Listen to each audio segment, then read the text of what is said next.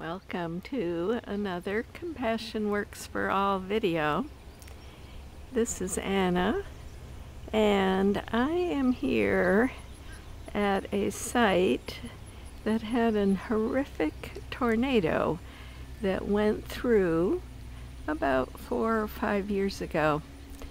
The building that I'm standing in front of now was totally torn away, and you can still see the cement foundation of buildings that were torn away when the tornado went through, and still lots of debris beyond this parking lot, and all that area that is now being mown was all fields and trees, forests like this that was torn away at the time. Since this tornado, which killed and hurt many people, and since the reconstruction of most of this area, but not so much this across the street, it was forest and golf course and offices, we see that things are little by little getting back together. But to get here where I am today, we drove through another area hit by a tornado just a few months ago, and that is still total devastation.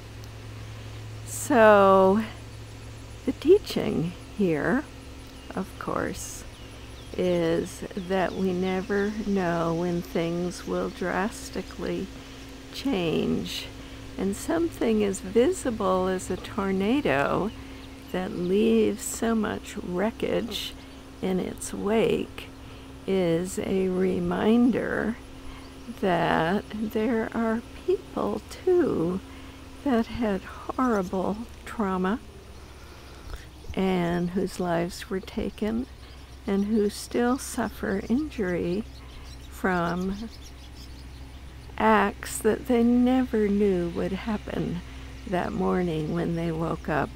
Some of the people in the building behind me were here and suffered catastrophic injuries that put them in the hospital for a long time. All of us have something. Everybody has something at some point in their life, whether solitary events that left them traumatized or shattered or broken or took their lives, or people who have chronic injuries, chronic illness, going through a life-threatening illness, dying, or suffering for years in a way that they can barely ever leave the house again. All of this opens our heart to compassion. If we knew the stories of people and what they've gone through in their life, if we could see in their faces and bodies what we can see with the wreckage left along a woods or a highway that tells us of the scars and the events that happened there, we would feel so deeply touched, and we would feel connected, because in our lives we too have had horrific experiences, and that should tie us to one another with empathy and sympathy and compassion and kindness. When we focus just on ourselves and just think of our suffering and our self-pity, then we often feel angry because we look out there and say, these people don't suffer, they have it better than me. they have all these wonderful things that I don't have, and we separate ourselves from them and from humanity.